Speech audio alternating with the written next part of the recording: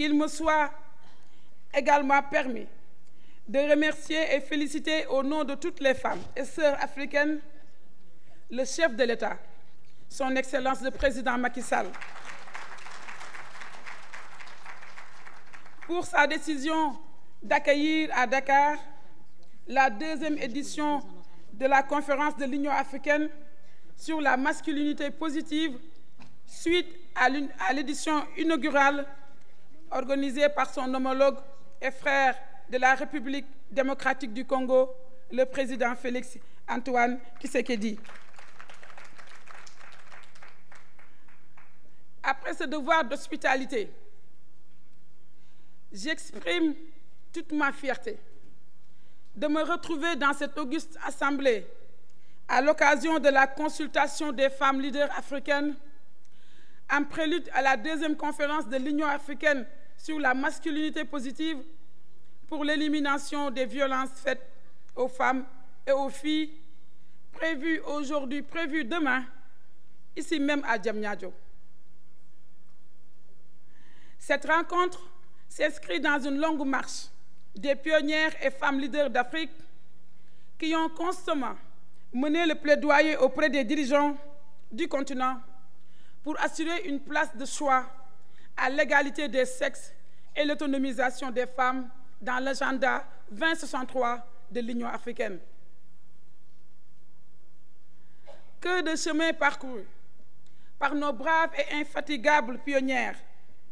Je veux citer à titre d'exemple leur Excellence Ellen Johnson Sirleaf. Je vais citer aussi Excellence Christiane Samba Panza, mais également citer Dr Amina Djerab Fakim, dont le courage et le leadership transformateur constituent des sources d'inspiration et de motivation pour toute une génération présente et future. Je tiens alors, à travers vos illustres personnalités, rendre un vibrant hommage à toutes les pionnières, cofondatrices des Zaoulines, qui ont brillamment marqué l'histoire du réseau et des femmes d'Afrique. J'adresse également mes remerciements et félicitations à la Commission de l'Union africaine, particulièrement au bureau de l'envoyé spécial pour les femmes, la paix et la sécurité, pour son rôle décisif dans la préparation de cette rencontre sous le leadership de notre compatriote, Mme Binta Diop, une fierté nationale et continentale. J'exprime ainsi ma gratitude avec mes remerciements à tous les partenaires du système des Nations Unies, PNUD, ONU Femmes, UNFPA, UNICEF, qui ont mobilisé des moyens conséquents pour la tenue des différentes consultations et l'organisation de la 2e conférence sur la masculinité positive. Je tiens également, de concert avec ma sœur en charge des affaires étrangères, à adresser mes vives félicitations aux membres du Comité national d'organisation et des différentes commissions qui ont abattu un travail préparatoire titanesque dans des délais records. Excellences, Mesdames, Messieurs, distingués invités, le thème de cette consultation, c'est l'accélération des actions et la promotion de la masculinité positive pour mettre fin à la violence contre les femmes et les filles. Il nous rappelle ce thème de prime abord, la persistance de la violence contre les femmes et les filles en Afrique avec des conséquences néfastes, malgré les efforts déployés par les acteurs sous l'égide de nos États respectifs. Le thème nous interpelle aussi, et surtout, sur l'urgence d'accélérer les actions avec comme valeur ajoutée la promotion de la masculinité positive.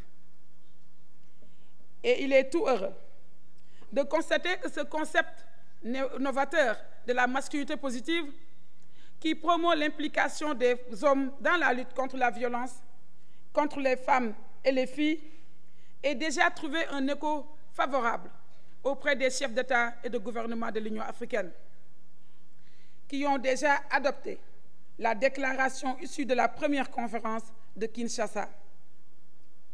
C'est dire que nous disposons aujourd'hui d'un cadre juridique favorable aux engagements et un élargissement du cercle des champions à la masculinité positive pour accélérer l'élimination des violences faites aux femmes et aux filles. Nous devons dès lors saisir cette opportunité majeure pour maintenir le plaidoyer au plus haut niveau, mais aussi pour assurer l'approbation communautaire de la masculinité positive par la promotion auprès des tout-petits, auprès des garçons et des hommes, par l'éducation, la sensibilisation et la formation. Excellences, distingués invités, c'est un vaste chantier pour l'éducation à la masculinité positive. Notre consultation devra permettre de partager les expériences développées à travers le continent, prenant en compte les enseignements et les bonnes pratiques tirées de nos valeurs culturelles et traditionnelles. Je ne doute point que les bonnes pratiques sénégalaises, comme l'école des maris, les programmes des centres conseils ados, seront partagés lors de ces travaux. Je voudrais alors réaffirmer ici la détermination du gouvernement du Sénégal à consolider les avancées significatives de notre pays dans les domaines de la protection et de l'autonomisation des femmes et des jeunes filles placées au cœur du plan Sénégal émergent. Dans ce cadre, plusieurs politiques sectorielles ont été mises en œuvre et des résultats probants. Certaines font l'objet même d'une évaluation en cours.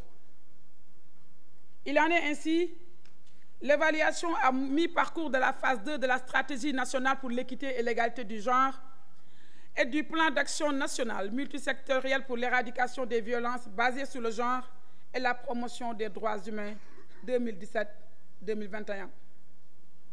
C'est en attendant les résultats de ces évaluations que le gouvernement poursuit sans relâche sa détermination à assurer davantage la protection et la promotion de l'autonomisation des femmes et des filles à travers notamment la mise en œuvre de la stratégie nationale pour l'élimination des mutilations génitales féminines, assortie d'un plan d'action 2022-2026.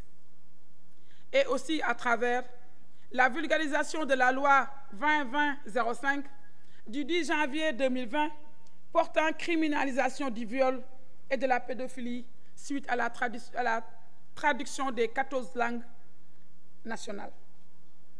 Mais mieux, en me référant aux autres instructions du chef de l'État, le président Macky Sall, portant sur l'intensification de la lutte contre les violences faites aux femmes et aux filles, j'ai engagé des actions urgentes dans mon département. Il s'agit notamment du déploiement d'un centre d'appel d'urgence de prise en charge des femmes et des filles et des enfants en situation en détresse, et donc des enfants en situation de détresse, à partir d'un numéro vert qui vous sera communiqué. Il s'agit de la ligne 116. Mais aussi le lancement de la campagne nationale de lutte contre les violences, campagne Nadak Boumoudal, c'est un terme wolof qui signifie la peur va changer de camp. Le 25 novembre 2022, à l'occasion du démarrage des 16 jours d'activisme des Nations Unies contre les violences faites aux femmes et aux filles. Mais il s'agit aussi de la finalisation de la construction du Centre national de la prise en charge holistique des victimes de violences qui sera complété par les centres régionaux. Je saisis alors cette belle tribune pour lancer un appel solennel à toutes les parties prenantes, aux organisations de la société civile, aux partenaires au développement, au secteur privé, aux hommes et aux garçons, à s'impliquer pleinement dans la réalisation de ces chantiers. Excellences, Mesdames, Messieurs, pour clore mon propos, je voudrais réitérer mes félicitations et remerciements à l'Union africaine, à toutes les équipes déployées à Dakar pour donner corps à la décision du président Macky Sall, président en exercice de l'Union africaine, pour accueillir au Sénégal la deuxième conférence sur la masculinité positive. Je renouvelle à toutes et à tous, représentants des États partenaires techniques et financiers, organisations de la société civile, experts et membres du comité national d'organisation, mes sincères remerciements. Et je félicite particulièrement les jeunes qui ont mené hier une excellente consultation avec des conclusions pertinentes. Et nous attendons pas moins de cette présente consultation des femmes leaders, à la fois pionnières, à l'avant-garde de la promotion de la masculinité positive, pour l'élimination des violences contre les femmes et les filles en Afrique. Je vous souhaite ainsi une excellente consultation. Je vous réaffirme mon engagement avec toutes mes collègues du gouvernement et mes sœurs sénégalaises à faire bloc avec vous pour porter les recommandations à l'endroit des chefs d'État et du gouvernement. Je vous remercie de votre attention.